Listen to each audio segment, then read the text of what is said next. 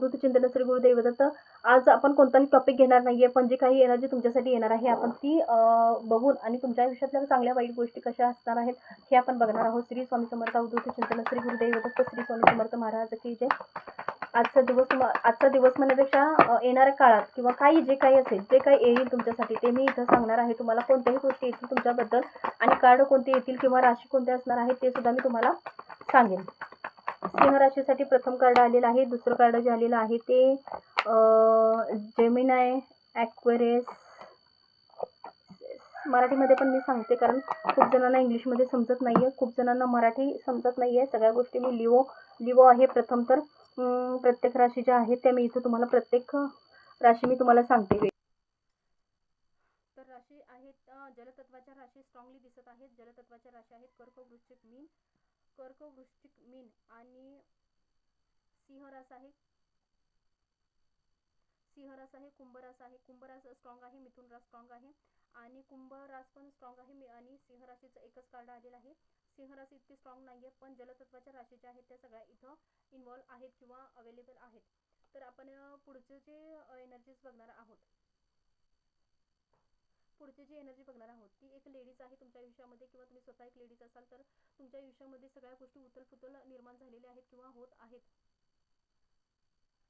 किंवा तुमच्या आयुष्यामध्ये सगळ्या गोष्टी मनाच्या इच्छेविरुद्ध होत आहेत. समर्थ. तर एखादी व्यक्ती तुमच्या आयुष्यामध्ये आहे किंवा होऊन गेली असावी. तुमच्या आयुष्यातली एखादी व्यक्ती जी आहे फ्रेंडशिप जे आहे लव्ह रिलेशनच्या थ्रू ती व्यक्ती तुमच्या आयुष्यातून निघून गेली असावी किंवा ते आता तुमच्या आयुष्यात आहे हे पण तितकं सत्य आहे. सेलिब्रेशन हवं होतं तुम्हाला पण ती झालेलं नाहीये आणि एनर्जीज बघून तर मला असं क्लिअर एनर्जी येते की तुमच्या आयुष्यात एक व्यक्ती होती, तुम्ही त्या व्यक्तीसाठी रॉयल होता, ती पण व्यक्ती तुमच्यासाठी रॉयल होती. पण पास्टमध्ये अशा काही गोष्टी घडल्या की ती व्यक्ती तुमच्यासाठी आता नाहीये, अवेलेबल नाहीये आणि त्या व्यक्तीचा मार्ग वेगळा आहे, तुमचा मार्ग वेगळा आहे, दोघांचं सेपरेशन सुरू आहे आणि तुम्हालाही त्या व्यक्तीच्या आता जस्ट आठवण येते आहे. तुम्हाला लग्नाचं कमिटमेंट हवं होतं त्या व्यक्तीकडून, पण तसं तुमच्यामध्ये झालं नाहीये. वेगळ्याच काही गोष्टी घडत गेल्या आणि तुमच्या आयुष्यात एक वेगळा मार्ग निर्माण झाला. आजही त्या गोष्टीचा तुम्हाला त्रास होतोय, खूप असा भयानक त्रास होतोय आणि परत एकदा तुमच्या आयुष्यात नवीन व्यक्ती आलेला आहे.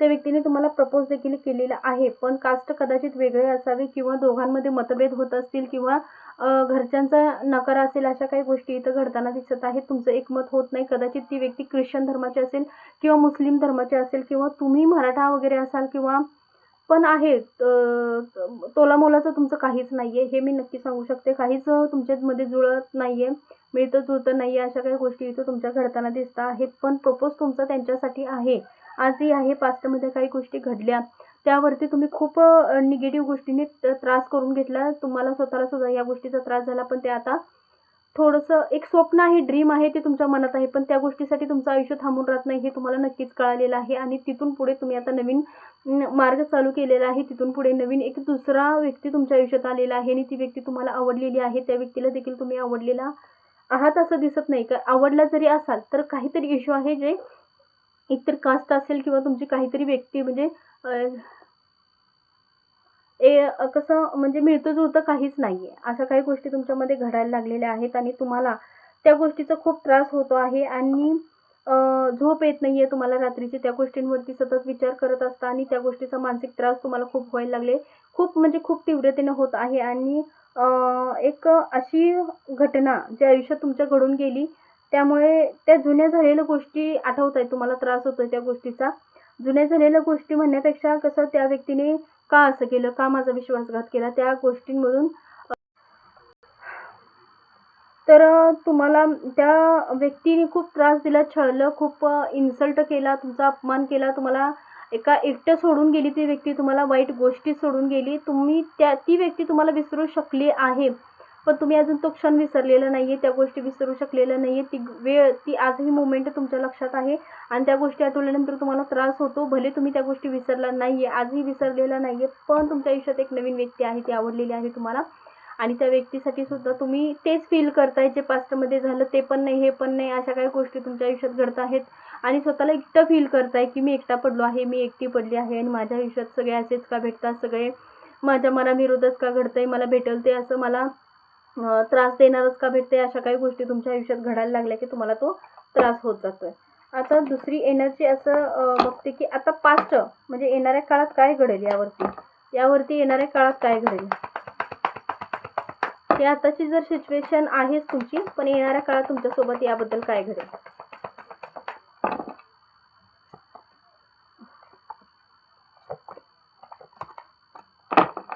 येणाऱ्या काळात तुमच्याबद्दल आता जस्ट चालूमध्ये पण तुमच्याबद्दल कटकारस्थान रचलं जातंय. तुमच्या फेवरमध्ये कोणत्या गोष्टी येऊ नयेत म्हणून तुमच्या विरोधात कटकारस्थान रचलं जातंय आणि तुम्हाला एकटं पाडलं जातंय. तुमच्या बाजूने कोण उभा होऊ नये याचा प्रयत्न म्हणजे खूप तीव्रतेने केला जातोय की तुम्ही एकटे पडला पाहिजे. हे लव्ह रिलेशन सक्सेस होऊ नये ह्यासाठी हा प्रयत्न सुरू आहे. पण तुमचा संघर्ष अजूनही थांबलेला नाहीये. तुम्ही आजही तो संघर्ष करत आहात आणि रोज एक नवीन ऊर्जा तुमच्यामध्ये क्रिएट होत आहे आणि नवीन एका ऊर्जेने तुम्ही तो दिवस फेस करत आहात, तो दिवस घालवत आहात. तुमची काय एनर्जी जितकं कटकारस्थान होतंय तितकं 3 पटीनं तुमचं जोमानं काम करण्याचा किंवा संघर्ष करण्याचा, रोज एक चांगला दिवस जगण्याचा असा उमेद वाढत जात आहे.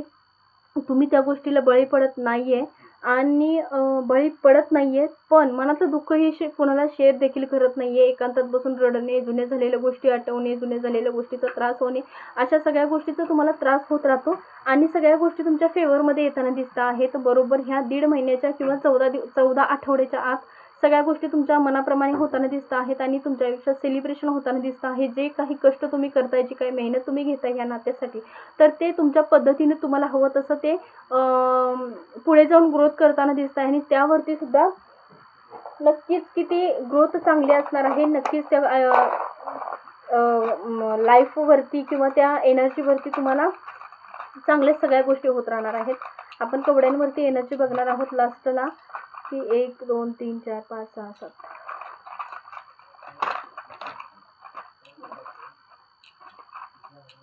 बघा, हे सगळं जे आहे सिच्युएशन तुमच्या आयुष्याचं, जे काही उमेद तुम्ही घेऊन उभा राहिलेला आहात लढण्यासाठी किंवा संघर्षासाठी, तर ते सक्सेस होईल का आणि किती दिवसात होईल आणि होईल का नाही, देवीचा आशीर्वाद तुमच्या पाठीशी आहे का, हे आपण बघणार आहोत. ओम नमो आदेश श्री स्वामी समर्थ महाराज की जय. 3चा कौल आहे. येणाऱ्या 3 महिन्यामध्ये तुम्हाला सगळ्या गोष्टी तुमच्या म्हणण्याप्रमाणे होत राहतील. जुलै ऑगस्ट सप्टेंबर महिन्यापर्यंत तुमच्या मनासारख्या सगळ्या गोष्टी होत राहतील. गणपती बाप्पांना नतमस्त व्हायचं आहे, कारण गणपती बाप्पा ज्या वेळेला आगमन होईल तेव्हा सगळ्या गोष्टी सुरळीत होताना दिसतील, तुमच्या मार्गी लागलेल्या दिसतील. श्री स्वामी समर्थ अवधूत चिंतन श्री गुरुदेव दत्त. एनर्जी कशी वाटली हे मला सांगायला विसरू नका. आवर्जून कमेंट करा आणि नमो आदेश लिहा. श्री स्वामी समर्थ अवधूत चिंतन श्री गुरुदेव दत्त.